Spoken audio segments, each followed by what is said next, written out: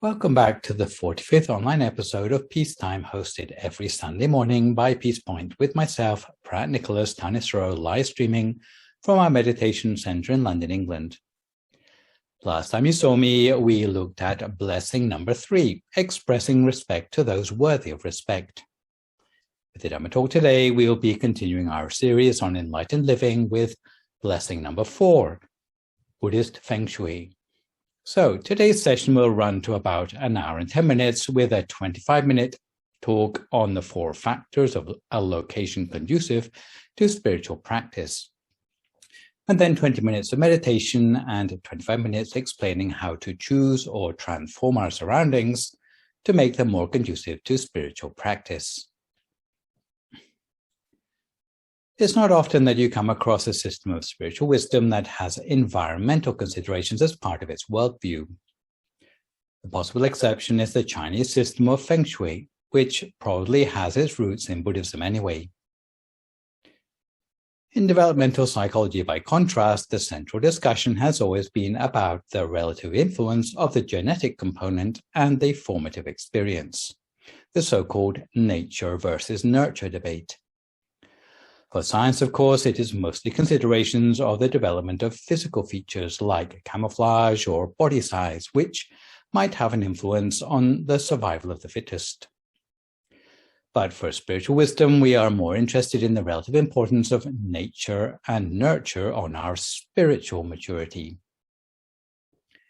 The 4th blessing on conducive location is the first blessing of the second grouping of blessings, which deals with turning towards wholesomeness or good habits.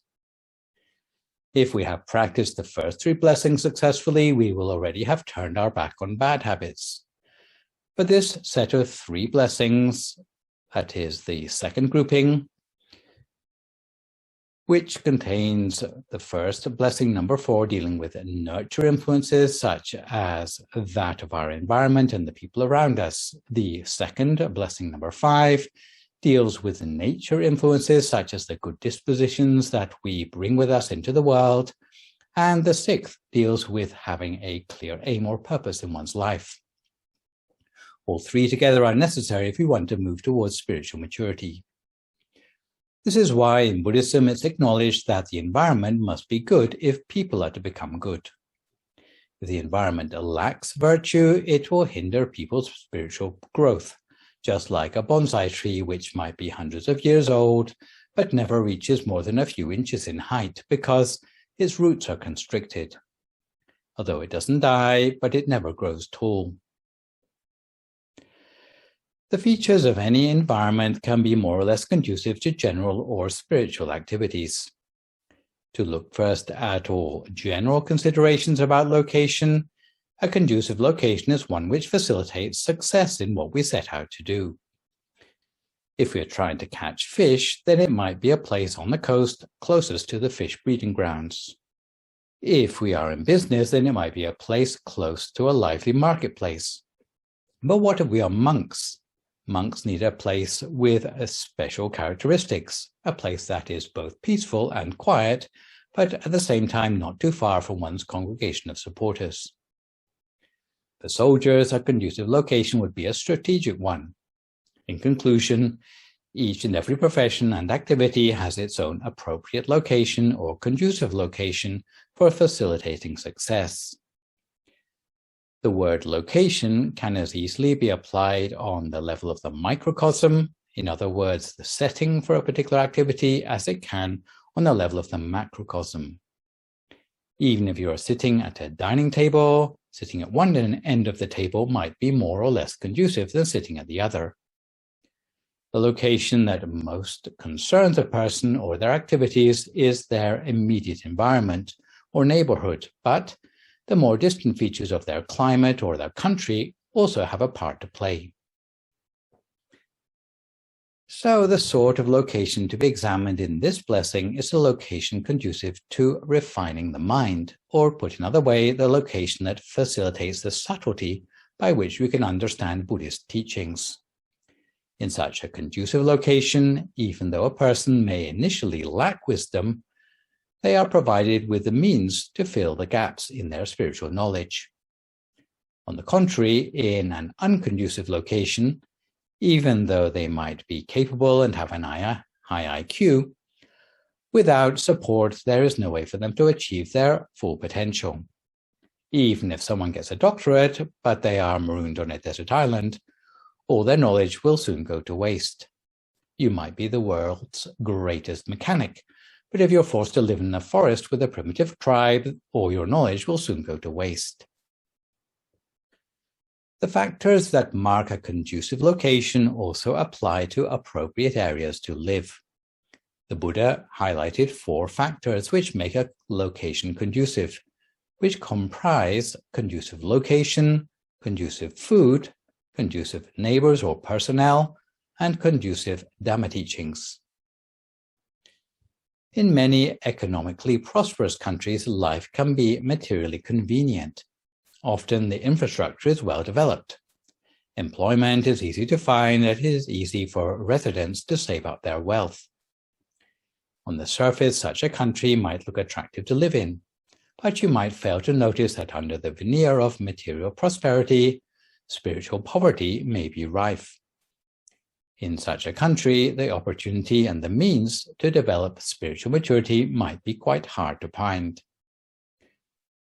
The chance to accrue merit might be almost non-existent. Residents in such countries think only of work, from the time they get up in the morning to the time they go to sleep at night. The thoughts of generosity, self-discipline, or meditation might be the last thing on their minds. Even those who have some spiritual calling may find no one who can offer them useful advice. To live in such a country may be a life wasted from the point of view of spiritual development.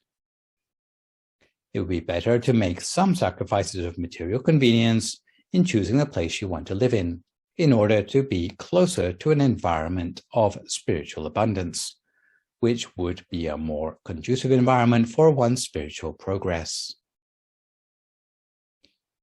It is impossible to generalize when giving examples of components of conducive location because they mean different things at different levels of description.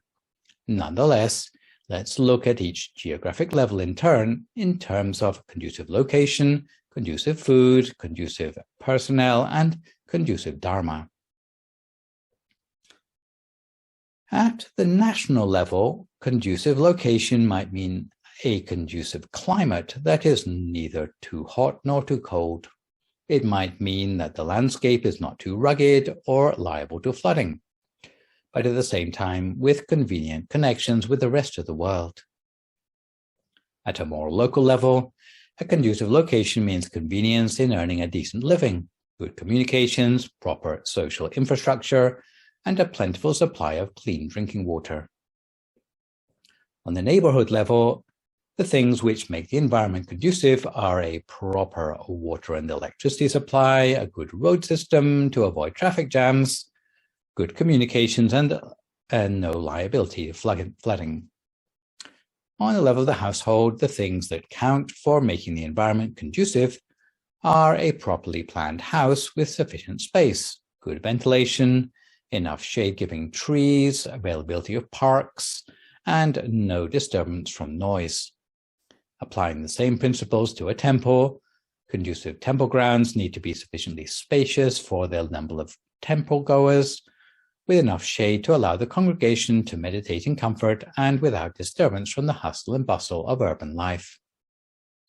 So now we turn from conducive location to consider conducive food. On the national level, conducive food means a country being self-sufficient in the food it consumes, not having to rely on neighboring countries for its food supply or drinking water. On a local level, conducive food might mean the proximity of a market for foodstuffs. It might also mean being able to grow home produce. In any case, anyone who lives in an area liable to flooding should try to be self-sufficient by keeping a cottage garden with basic vegetables and herbs. For some villages, when the floods come, if the government doesn't airlift food supplies within 2 or 3 days, the whole village will starve. These would be the villages where people can't be bothered to grow their own vegetables. Similarly, places that only plant cash crops like maize lose everything as soon as the floods arrive. So just having a few vegetables like onions in the garden can allow people to get by for a whole month while emergency services try to reach them. Availability of the food at the neighborhood level might mean the proximity of the house to a fresh food market. Conducive food supply on the household level would mean having a good cook in the house, the human heart of any successful kitchen.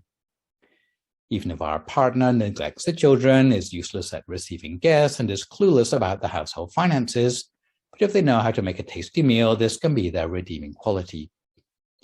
Anybody who thinks they can survive on convenience foods and takeaways should think about all the flavor enhancers they put in commercial products.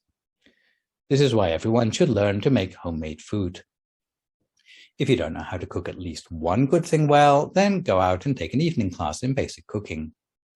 I suppose you could say that the Great British Bake Off is trying to create worthy heroes in this respect. Being able to cook becomes especially important when you have to take care of someone who is sick or lonely or anxious, who has lost their appetite. When you're able to make an appetizing meal, it really makes a difference to them. I'm not saying that we ought to be obsessed with food, as sometimes is the case for some Thai people, but since none of us are like crocodiles, seals, or dinosaurs that can snack on rocks, and I mean that seriously because they have a special name for such rocks, they're called gastroliths, having a diet that is conducive to us is a plus point to our environment. So let's turn from the subject of food to look instead at the quality of people in our location. The various characteristics of a location, whether good or bad, are only minor compared with the characteristics of the people who live there. Even if the general characteristics of a location are abysmal, and the place is inhabited by virtuous people, then the drawbacks of the location can be overcome. On the other hand, in a good location with housing and employment prospects, if the inhabitants are dishonest, however beautiful the buildings, it can be no better than a den of thieves. If the inhabitants are peaceful and well-mannered like monks, then the buildings are a refuge as good as a temple. At the national level, conducive personnel means a population who uphold right livelihood. It means a population that lacks gangs, terrorists, or extortionists who threaten the solidarity of the country. At the local level, if the population are overly materialistic, society will not be a very happy one. At the neighborhood level, in addition to those who earn an honest living, there must be those who make a direct contribution to the well-being of those around them. Qualified doctors are necessary in any society. Without them, every minor ailment will be life-threatening. Even if economics are good, without affordable healthcare, a society can never be considered to have conducive personnel. Also necessary for a conducive society are patrons and benefactors. Patrons and benefactors arise in a society where there is trading. Buddha arose at a time in history when India was shifting from a subsistence agrarian society to a mercantile one. Those upgrading to a mercantile society reap the benefit of having surplus capital to share around. If you don't believe me, compare this to a society where everyone lives from hand to mouth, and you will realize how hard it would be for a society with no economic slack to become conducive to the study of Dharma. In the time of the Buddha, if a king decided to establish a new city, even if he had plenty of builders and planners, without a benefactor or patron for the new project, the king wouldn't dare to perform the groundbreaking. In the modern day parlance, such people might be known as investors. In this connection, there is an account in the Dhammapada commentary about when King Pasenti built the new city of Saket too. That king had to enlist the help of the Buddha to persuade another king, Bimbisara, to lend him a major investor to help establish the new city. King Bimbisara allowed a man called Dhananjaya to be the patron to the new city, and before long, the patron got all the finances of the city properly organized, and Saket became one of the most prosperous city-states in India at that time. This goes to show that a conducive location doesn't just consist of buildings, but it needs the presence of conducive neighbors willing to invest in their fellows. The reason that having a patron was so important, apart from being a capitalist who would stimulate trade and growth, is that they would act as an economist to help with financial planning, so that the new city would not spend beyond its means. In addition to doctors and investors, a conducive location would also need wise ones in its community. Many of the reasons for the importance of the wise have already been covered in Blessing Number 2. In brief, though, the wise have a special discretion which allows them to distinguish between what is right and what is wrong, what's appropriate and what's inappropriate, what is meritorious and what is unwholesome. Even if a person is illiterate, but they can tell the difference between right and wrong, then they can still be considered a wise one. Therefore, if you are choosing a place to live, avoid choosing a place where no wise ones are forthcoming, because in such a place, it would not be conducive to the study of the Dharma. Lastly, apart from doctors, investors, and the wise, a conducive place would ideally have a righteous ruler who is established in the 10 virtues of a monarch. Without going into detail, it can be said that a qualifying monarch must be just and moral. I don't mean to say that monarchy is required to make a conducive place to live. A conducive place could equally be a republic led by a virtuous president. Conducive personnel at the level of the household means the grown-ups in any household must be virtuous. Parents should refrain from alcohol and gambling, for example. Both should conform with right livelihood. Meanwhile, their children should be earnest in their studies and should be compliant with their parents' advice. In this way, the household will be united as the smallest unit of a much larger conducive society. Lastly, apart from conducive location, conducive food, and conducive personnel, a place is made conducive by the culture or principles which governs the lifestyle of the people who live in that place. This is known as conducive Dhamma. At the national level, conducive Dhamma in a society means the governing principles of law and order by which the society abides. Conducive Dharma is lacking from countries where gangs run amok, for example. At a deeper level, conducive Dhamma equates with national culture and traditions that celebrate and is grateful for virtues. Although the law protects society from physical and verbal acts of unwholesomeness, those laws cannot directly upgrade the quality of people's minds. A positive ethos derives instead from the culture or traditions of that place. A child's respect for parents and teachers is an example of ethos that leads to betterment of the mind. For as long as such traditions are still perpetuated and passed down from one generation to the next in any particular society, then that society will remain a conducive place to live. By contrast, you should avoid going to live in a barbaric society when people have no respect for each other's dignity, where, for example, in primitive societies, leadership potential is measured in terms of excelling in cruel deeds. At a yet deeper level, conducive Dhamma in society means a good educational system which allows the citizens to make a thorough study of both worldly and spiritual matters, where both schools and temples from the educational infrastructure of society and all citizens are equipped with sufficient rationale not to be gullible. Deeper still, Buddhist teaching should be well rooted in that country. The Buddhist saint Padmasambhava said in the Tibetan Book of the Dead that when people are entranced by the pointless activities in life and are confused about their purpose in life, then they will leave this world empty-handed. The main reason they leave this world empty-handed is because they cannot distinguish between good and bad deeds. They just do whatever pleases them.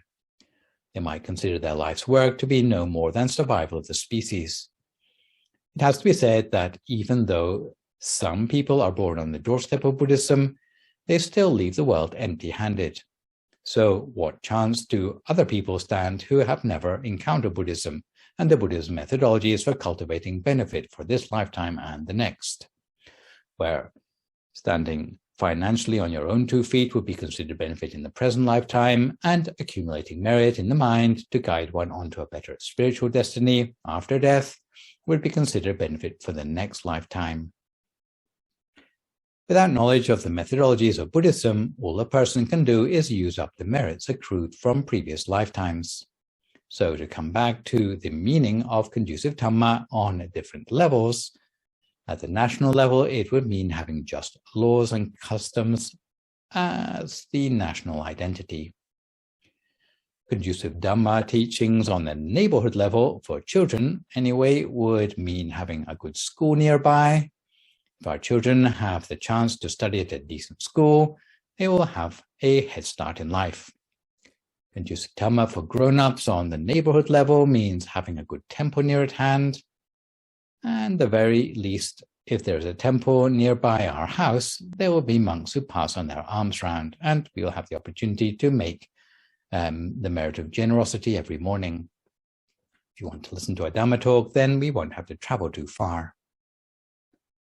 The level of the household, conducive Dhamma means an atmosphere of enthusiasm for Dharma learning and teaching in the home, whether it be the Dhamma discussion at mealtimes or parents setting an example to their children of Dharma practice. So just before we settle for some meditation, we have time for a quick Dhamma story to illustrate the power of one's spiritual destiny of living in a conducive location. The story comes from a 14th century chronicle called the Saddhamma Sangaha Vakuli Watu by a monk from Ayodhya named Dhammakaya. He tells us that in the time of a previous Buddha, there was a monk who had retired to a cave in order to train himself in meditation. The monk would rise early each morning and chant the Abhidhamma, which is the chanting we normally use for funerals in the present day. The monk shared the cave with about 500 bats. And during the day, the bats would return to the cave, but at night they would fly elsewhere to feed. Accordingly, the bats would hear the chanting of the Abhidhamma every day. Even though the bats had no way of knowing the meaning of the chanting, they became familiar with the sound and became inspired with faith. When it came to time for the bats to pass away, they died with faith in their hearts and were all reborn as angels. Passing away from their existence as angels, they were reborn as human beings in the time of the present Buddha. All 500 became ordained as monks, and hearing the chanting of the Abhidhamma only once, unlike usual people who might remain indifferent to the chanting even if they hear it many times, well, those ex-bats could remember the words of the Abhidhamma, which were still impressed in their minds from the previous lifetime. And recollecting the words of the Abhidhamma, were soon able to become enlightened as arahants. So, the message of the story is that living in a conducive location is not only advantageous for people, but even humble animals can experience the benefits. But now, with a view to cultivating the qualities of conducive location within ourselves, let's take a break halfway for some meditation, which today is entitled Meditation on the Elements. So this time we settle ourselves down for 20 minutes of meditation. If you'd like to find a comfortable sitting position for yourself now as you listen to my guidance.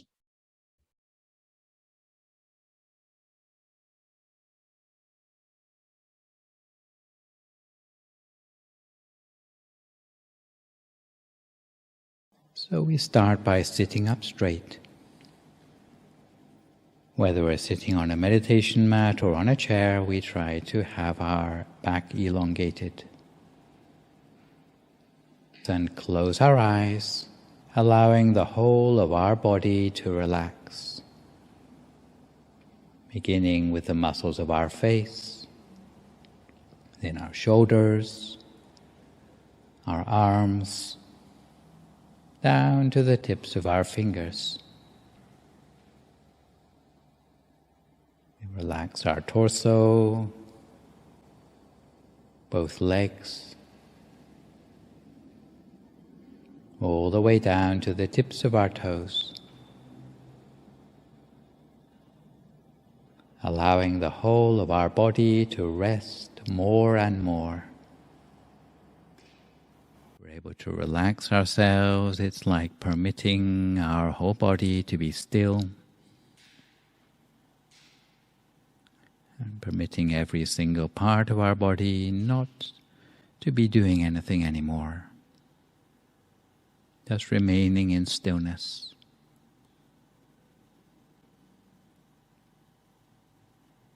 Also, we relax our state of mind, putting aside any worries or concerns, conjuring up a sense of happiness and joy inside us.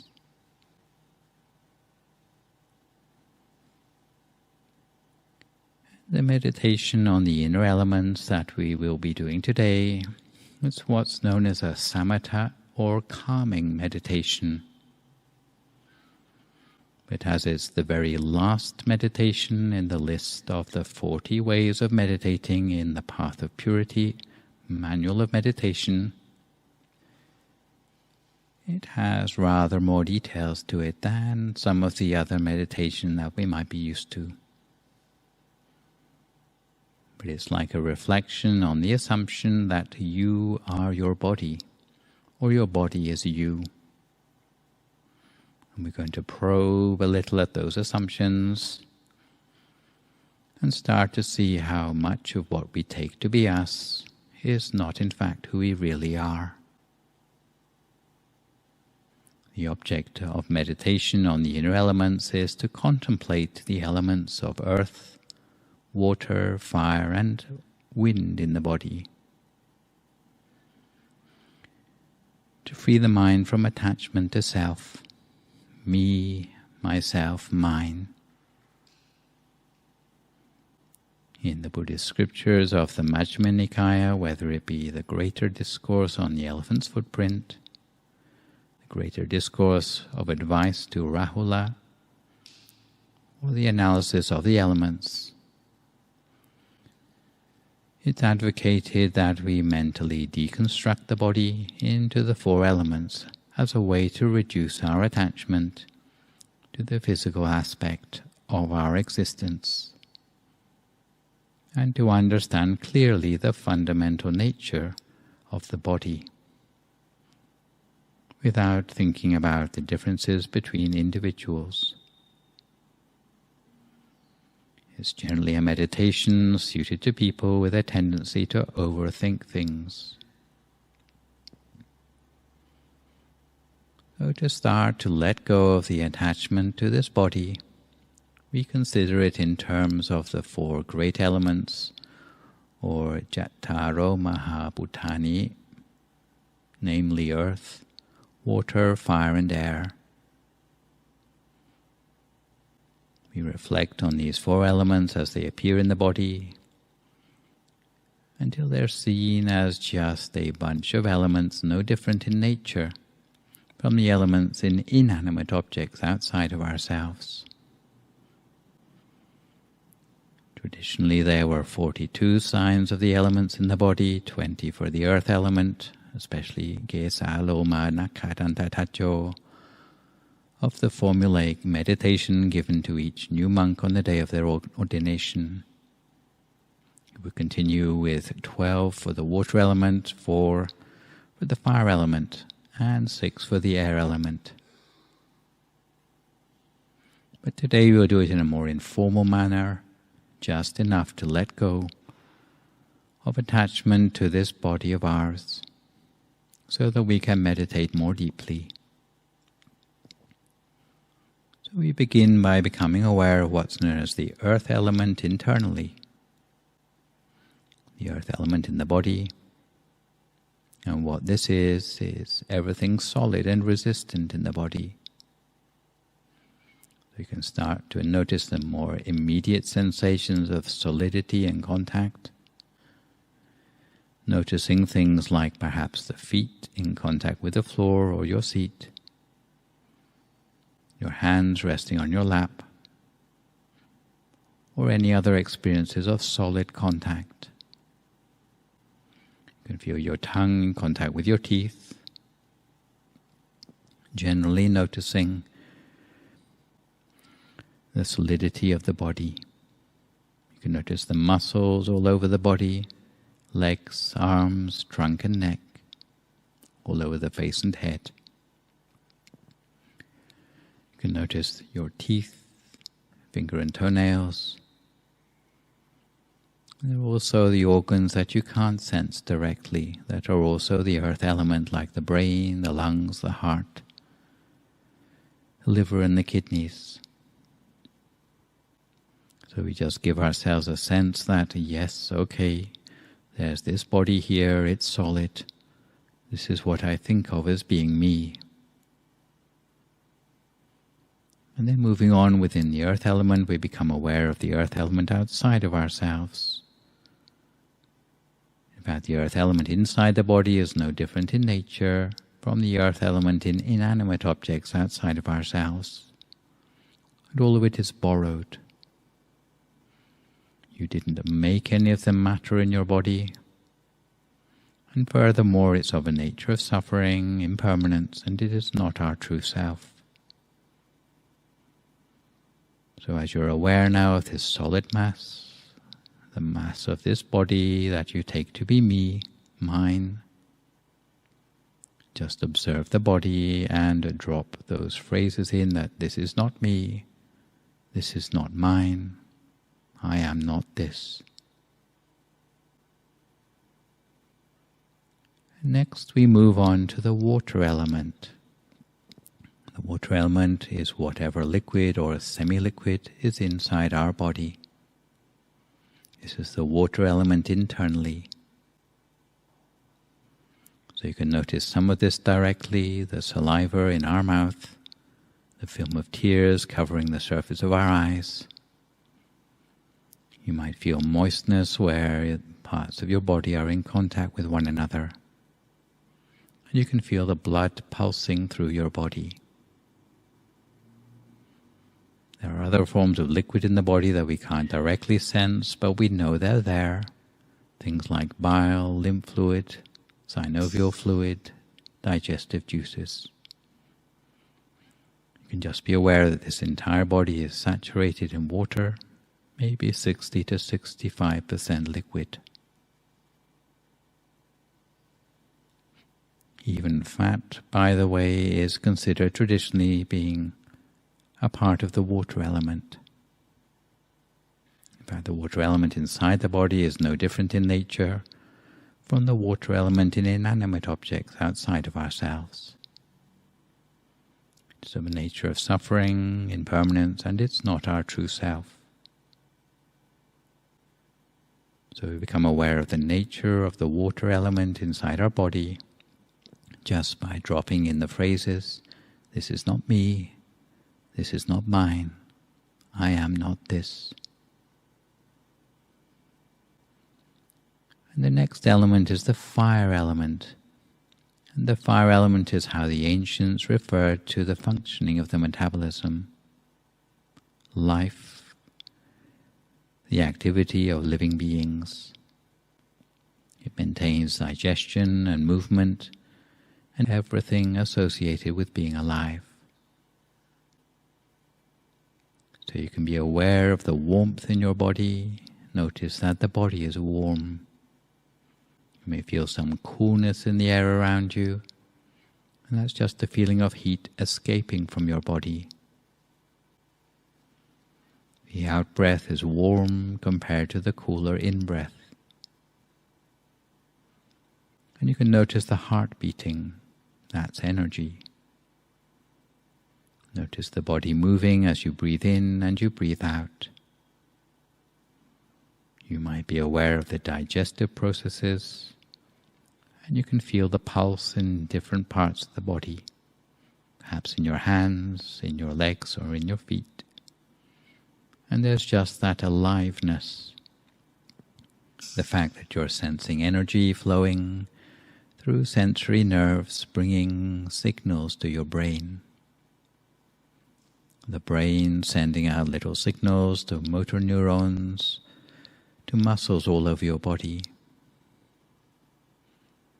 We just have this feeling of aliveness, and this is the fire element internally.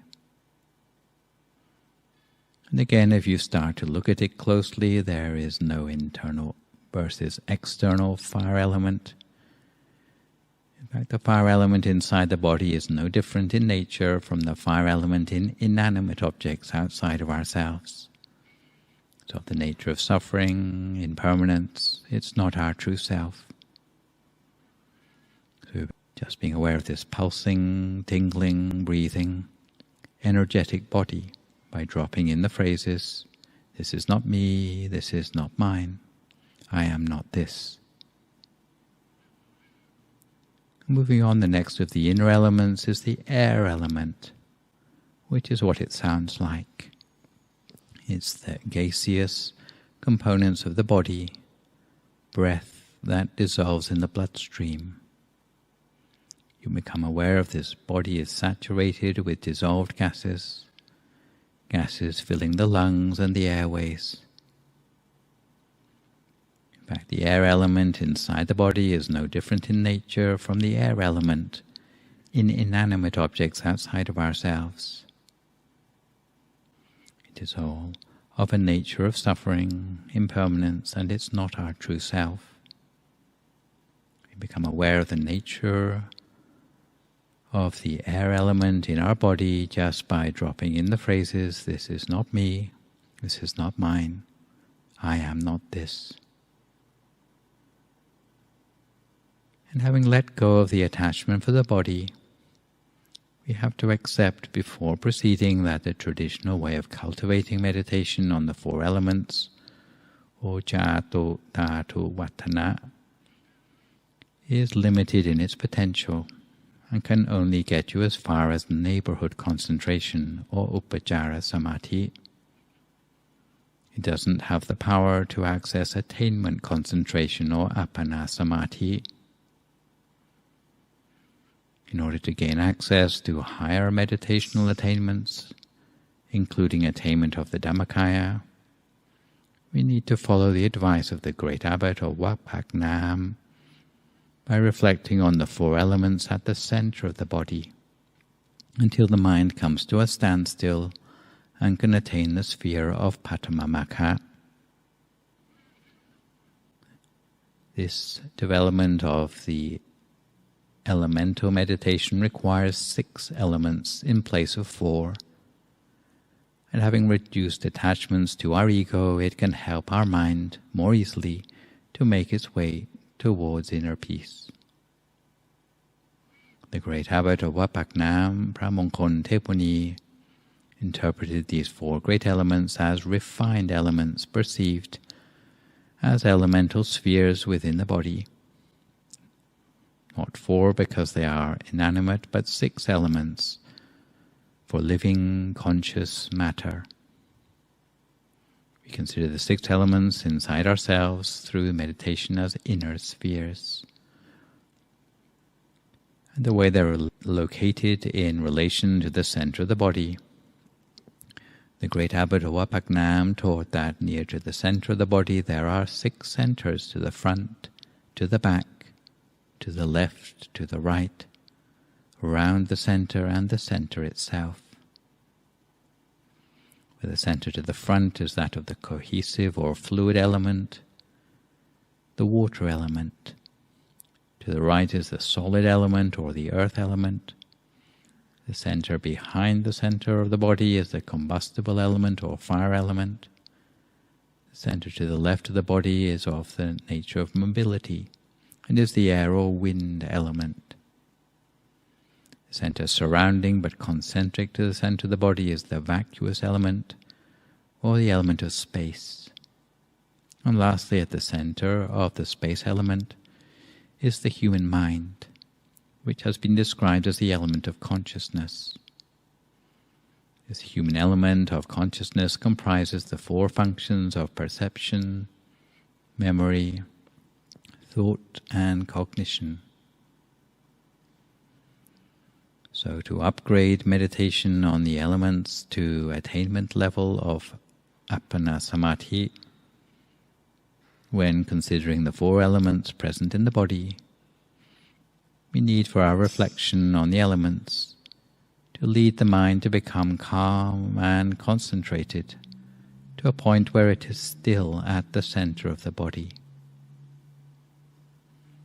Without bringing the mind to the center, to the point of attainment of Patamamaka, until attaining the inner bodies, the quality of meditation cannot move from neighborhood concentration up to the level of access concentration, let alone insight meditation. So for this reason, we just keep calm at the center, and with this in mind, we consider the remaining two elements at the center of the body. So we turn our attention to the fifth of the elements, the element of space inside the body. We might think of this as the space that we occupy, so just becoming aware as best we can of the space we occupy.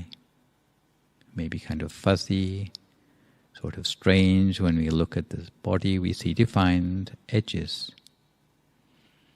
When you feel the body from the inside, it's hard to tell where your body ends and the outside world begins.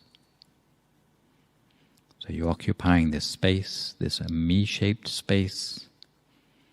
And as with all the other elements, we can be aware of all the space that's outside this me-shaped space.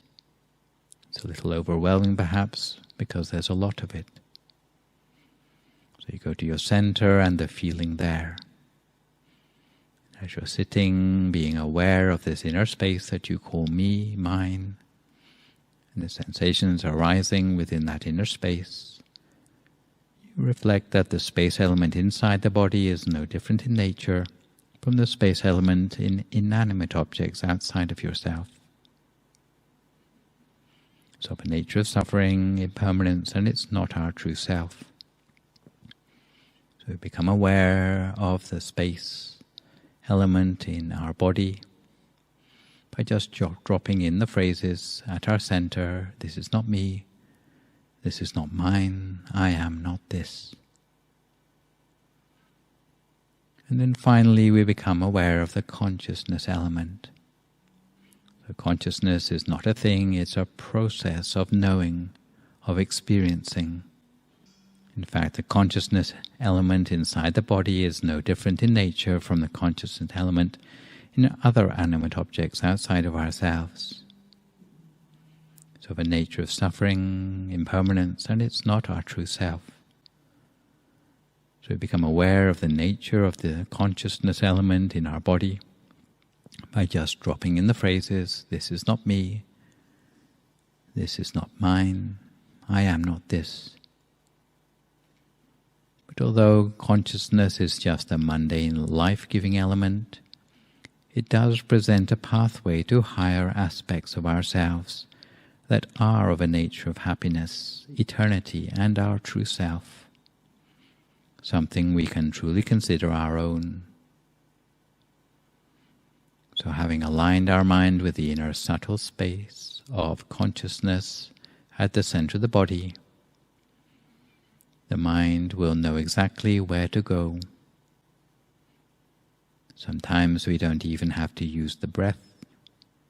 At this point we slowly and gently conjure up a point of reference in the mind by touching very gently with our mind at the center, until a picture of the midday sun or the full moon, a star, a diamond, or perhaps a crystal ball, or a candle flame appears.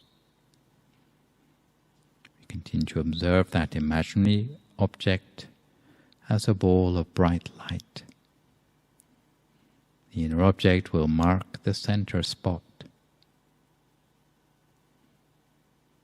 We observe the inner object, accepting the way it comes into view, even if it's not entirely clear. There's no point in putting up a struggle to get the inner image the way we want. The point is to observe and accept the inner object, anchoring the mind as it is. And for now, the mind continues to stay gently in touch with the bright inner object at the center of ourselves. As the mind becomes more settled, the brightness of the inner object will expand to become wider. Meanwhile, the mind remains still at the same spot. So we continue to allow the brightness of our inner object to spread outwards in all directions, spreading above and below, to the front and the back, to the right and the left, purifying and clarifying all the subtle elements in our body and mind. In the meantime, our point of observation is not from a place outside the center, but actually from inside the center, as if we were radiating our awareness outwards with an inner brightness. Generally, we only feel things touching us from the outside. But in our meditation today, we have the novel experience of feeling sensation as if from the inside out. The mind continues to align itself exactly with the center space inside the abdomen. It will slowly align itself with that point inside us like a tiny sail making its way across the ocean to the far shore, slowly, softly, quietly, making its way to the center space. In the same way, our mind is touching at the center in a very soft, subtle manner. If you think about the amount of effort involved with touching, you realize it's far lighter than putting or placing something. It doesn't involve taking the weight of that object. The way the mind approaches the center is more like touching than putting or placing. It needs to be delicate, like a tiny white feather floating gently to the earth. In the same way, the mind floats down to touch at the center space, and we observe it there as it continues to touch the center. All we need to do for now is to wait.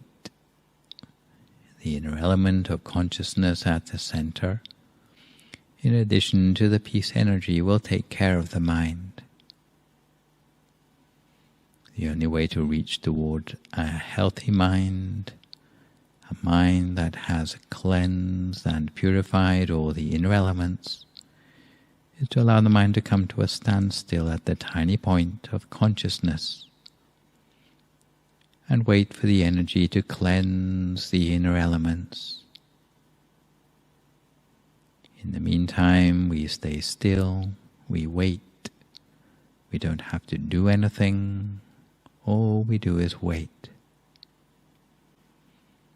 Since the body is motionless, little by little, we begin to relax. We remain in the moment while the peace energy takes care of our precious mind. No one is in a hurry. We just let the mind slow down in its own time. And while we're waiting, we try to keep it simple. Whatever experience arises, we observe and accept.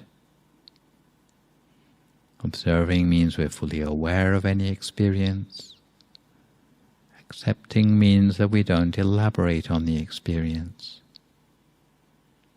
We accept whatever arises with an uncomplicated mind. This is the secret of waiting, to observe and to accept.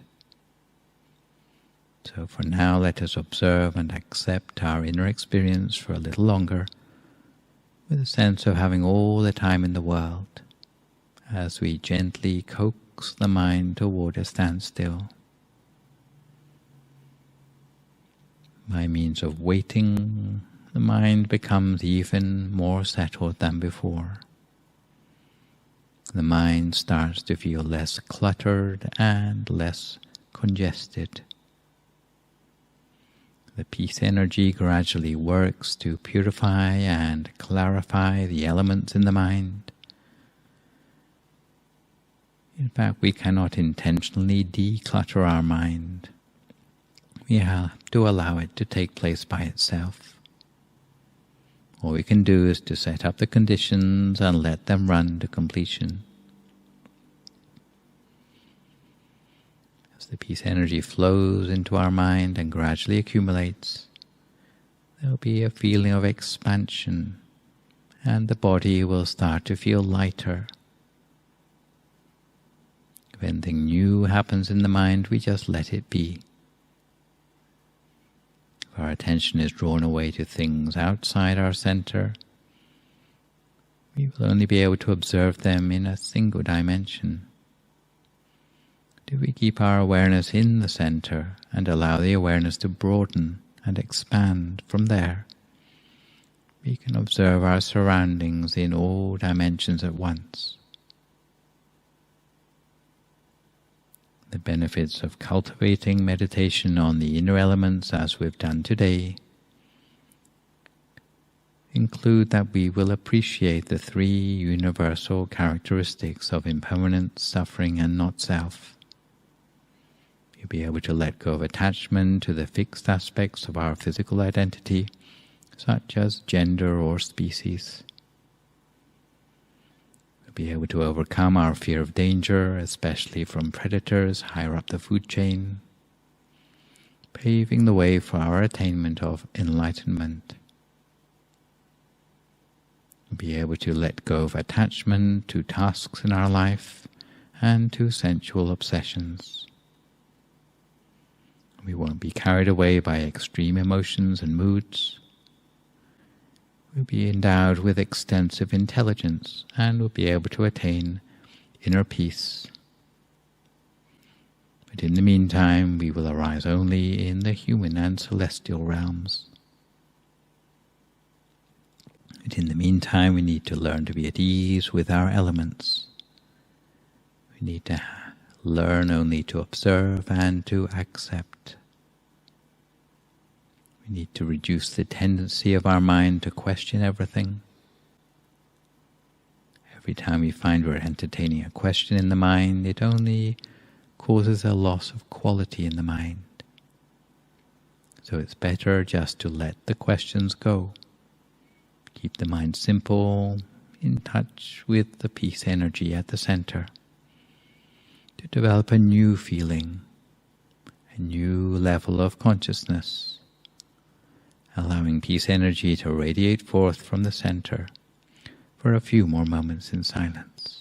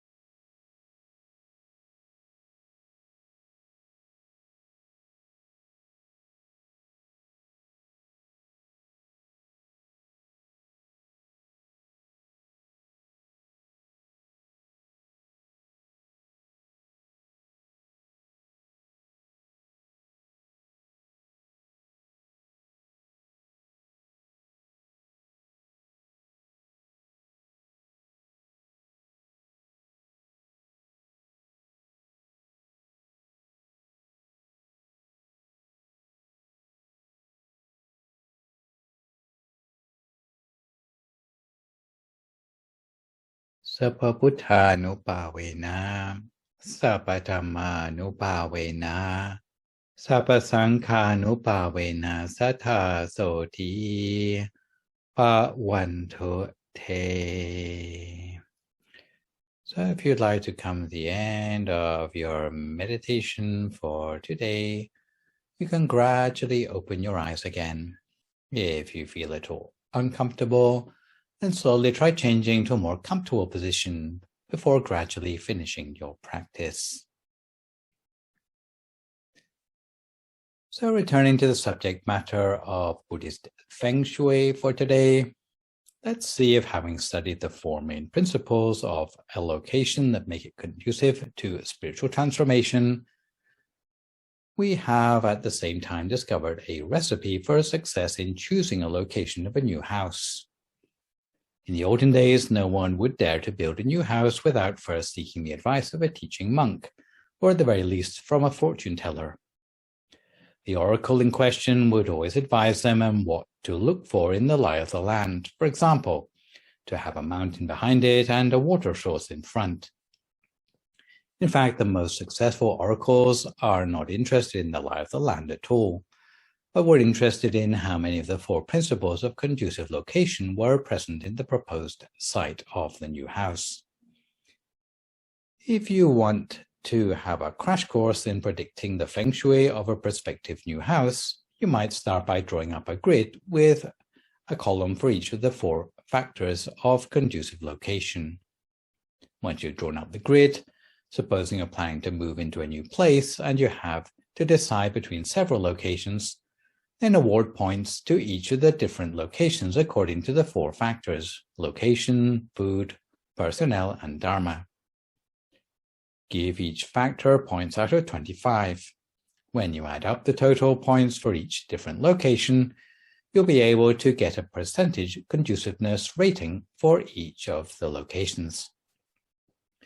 To earn points for conducive location, a place would need to have access, running water, electricity, a mobile network, and broadband.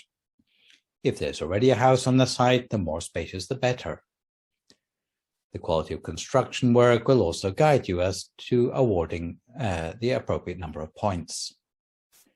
To earn points for conducive food supply, the location would need to be close to the market or a store selling food and supplies. To earn points for conducive personnel, the location would need to have neighbors who are respectable, upstanding, and of right view, such as, let's say, doctors or teachers. At the very least, those good neighbors will give us peaceful surroundings.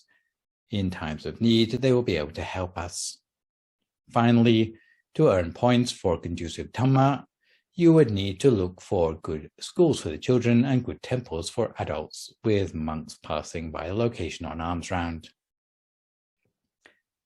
The first worked example is that of Hillywood, which is liable to earth tremors, has plenty of job opportunities, has low crime rate, nearby markets, good free medical care, and monks passing on alms round.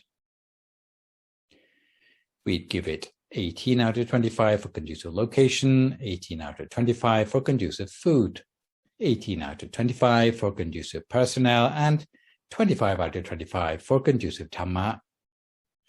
This would add up to 79% as a score for the Feng Shui conducive to spiritual development for Hillywood.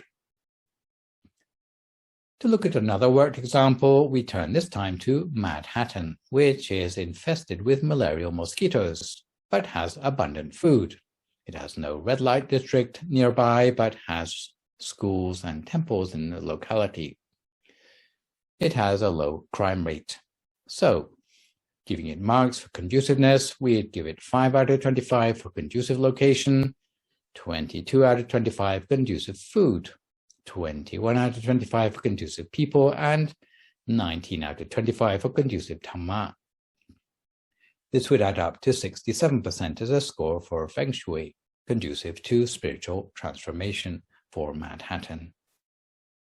So when you add up the total points for each site, you should choose the locations with the maximum points for the site of your new house.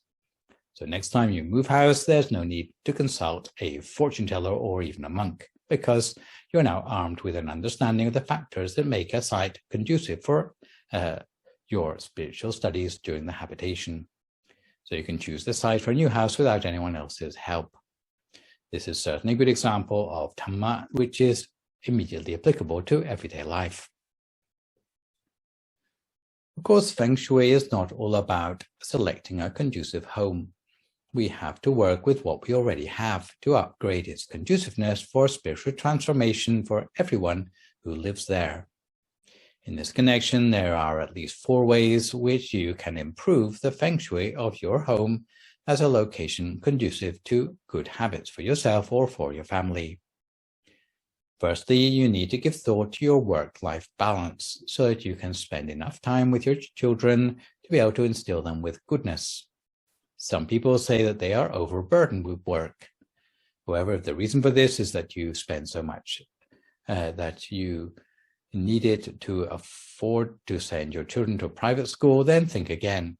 If you are left with no quality time for your children and they end up with an addiction as a result, you'll be spending all your money on rehab and summer camps for troubled teens instead. If, on the contrary, you can rearrange your time to give full attention to your children's upbringing, then your foray into parenthood will be rewarded many times over. Secondly, it's recommended with the tagline that the family that eats together stays together, that there ought to be at least 1 mealtime per day when the whole family sits down together. It is something that we will return to more in blessing number 12. However, in short, as a parent, you need to instill your child with virtue, and the whole family need to get to see each other across a dining table at least once a day in order to discuss Dhamma, instruct one another, and comment on the habits which each should be improving upon. In order to exemplify good habits you would like to see in your household, being together at mealtimes will provide this opportunity. Thirdly, especially in terms of the formation of good habits, you need to accept that money can't buy everything. Bringing up a child means more than just seeing that there is food on their plate. Lastly, it is recommended that the whole family does its daily chanting and meditation together. More recently, the whole idea of transforming our house to be more conducive has been examined in more detail by our teachers in Thailand. And the way they have concluded that we upgrade our homes as a place to cultivate the Noble Eightfold Path can be remembered as a 5x5 approach. There are 5 universal goodness habits to be cultivated and 5 categories of spaces in our home and our work lives where they need to be cultivated. The 5 universal goodness habits, which will be familiar to you by now, are cleanliness, tidiness, politeness, punctuality, and attention span. The 5 categories of spaces to practice universal goodness are our bedroom, bathroom, dining room, including the kitchen, living room, of course, dressing room, and our place of work. For example, when we use our bedroom, we should be punctual by having the habit of waking up on time each day. In conclusion, a conducive location has 4 factors: conducive location, conducive food supply, conducive personnel, and conducive Dhamma. If you put these 4 characteristics in order of importance, you will find that conducive Dhamma is the most important, followed by conducive personnel, followed by conducive food supply, with the conducive location being actually the least important of the 4. Even though location and food supply may not be ideal, but if the inhabitants are conducive, then they can soon improve the quality of the location and the food. However, the thing that makes the inhabitants conducive is having conducive Dhamma in their hearts and minds. This is the reason why conducive Dhamma is the most important attribute of the 4. As with the previous blessings, there are 2 different levels of description of conducive location. Up till now, we've talked exclusively about conducive location being around us in our surroundings. In such a case, the conduciveness of location will be determined by the 4 factors that we've already mentioned. Another possibility, however, which we have not yet considered, is that conducive location can also lie within. In fact, whether our interior condition is conducive or otherwise to the Dharma has even more influence on the quality of our well-being than our surroundings. What we mean by conducive location on the inside is a healthy body and mind, a body and mind that are in no way weakened or infected by any sort of disease. Even people born with all the advantages may take their health for granted and get mixed up with addictions. If instead they were able to uphold the precepts, they would be able to preserve and upgrade the quality of their internal conducive location. And this is why it's often said that if you take care of your precepts, then they will take care of you. So now that you know the 4 factors of conducive location, if you are still a child, you should settle for a location that is going to be conducive for your own education.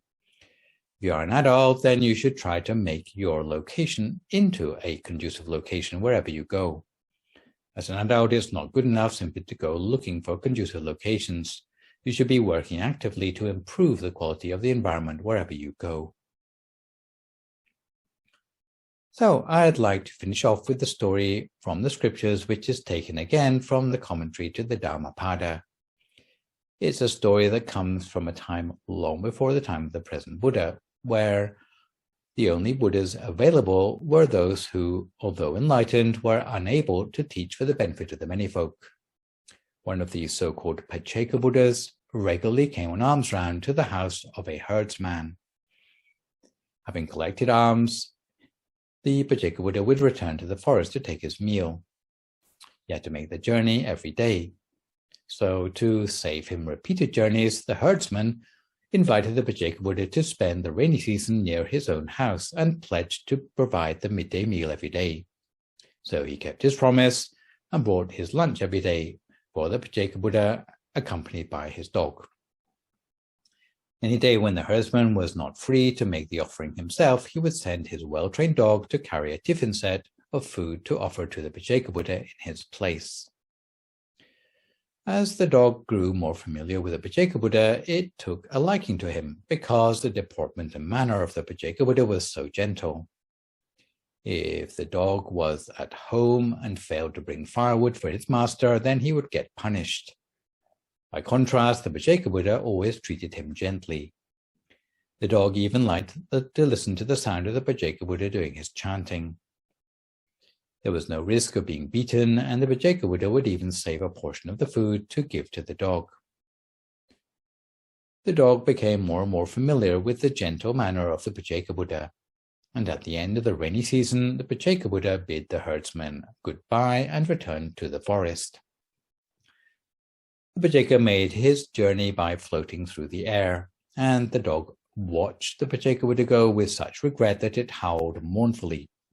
It was a sad farewell for the dog, who had the Pacceka Buddha still very much on its mind. In fact, the dog was so sad that it dropped dead with a broken heart. However, as a result of the faith of this dog in the Pacceka Buddha, and from howling at the departure of the Pacceka Buddha, the dog was reborn immediately as an angel called Ghosaka in the 2nd level of heaven, whose duty it was to be the spokesman for the rest of the angels.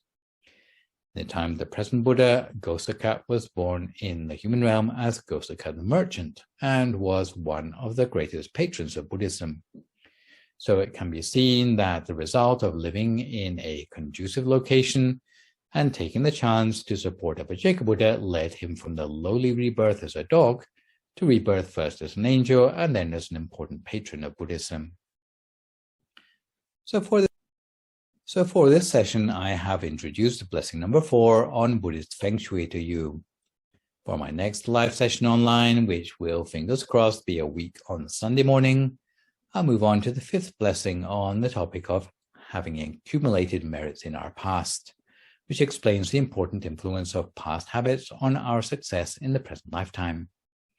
For good measure, I would like to remind viewers that you can email your questions about meditation or what you've heard in the lecture to the email address as you can see spelled out in the slide, and I will do my best to answer these on my next session.